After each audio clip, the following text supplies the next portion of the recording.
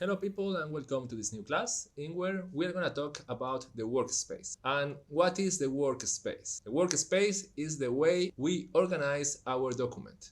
In the last episode, we talked about the interface in InDesign. We saw we have different palettes, different panels, bars, and then according to our goals, accordingly to our main activity in our graphic design field, InDesign propose us different, let's say, compositions of the workspace. We just have to go to Window and then Workspace. We find here different configurations, all with different names: Advanced, Book, Digital Publishing, Essentials, Essentials Classic, Interactive for PDF, Printing and Proofing, Review, Typography, and then these two categories: Reset, Essentials Classic, and New Workspace. These two are separated from the others by a line, so they are part of another thing. They are not configurations. Then we have another category called Delayed Workspace and Show Full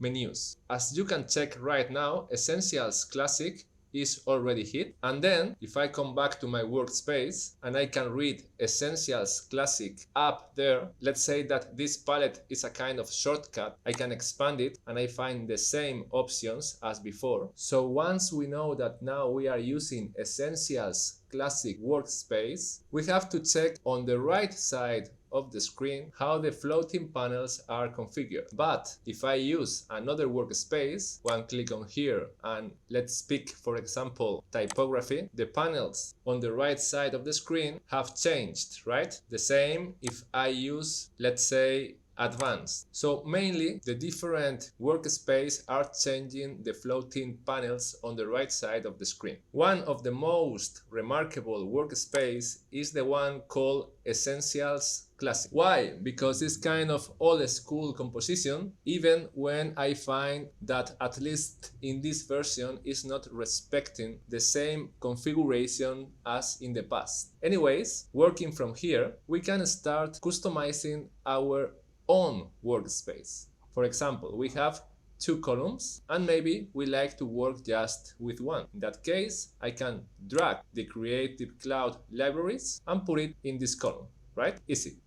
More things. I miss many tools here. Then I go over Window and let's turn on, for example, Text Wrap. Here we are. We will learn how to use it in the future, but now I want it in my column. So I drag it.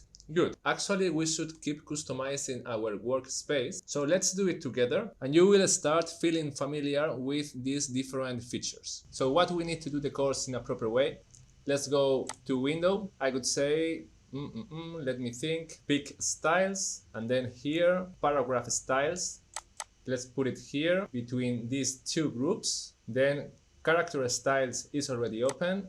I will drag and put it inside the same group as paragraph and I will close style pack. More things, object and layout. This is super useful. Let's click align. As you can check, we clicked align, but the pathfinder is coming with it. So I will drag this entire group and put it in my column. Actually, the text wrap, I will move it into this group. More things. Window, info panel, interesting in my opinion. Let's put it here.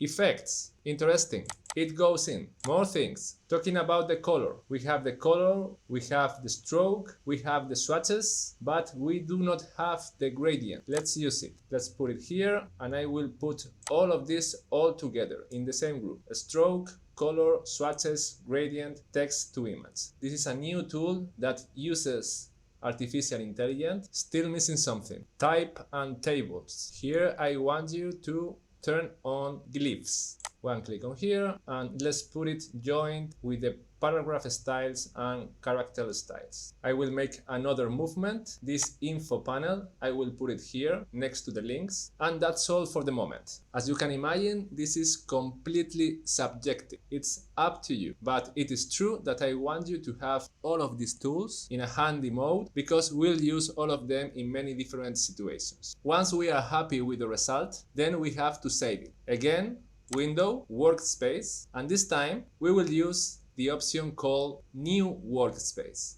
We have to name this new workspace. I will use my name and OK. And here we are. We have a new workspace customized by us called Manuel. As it happens with the others, if I make a change and I want to recover the original one, I should go over the workspace palette and say Reset Manuel. We have always the option to reset all of the different workspaces to the default presets. One click and again Pages appears in the first position. I think everything is clear, so time to say goodbye and I see you in the next episode.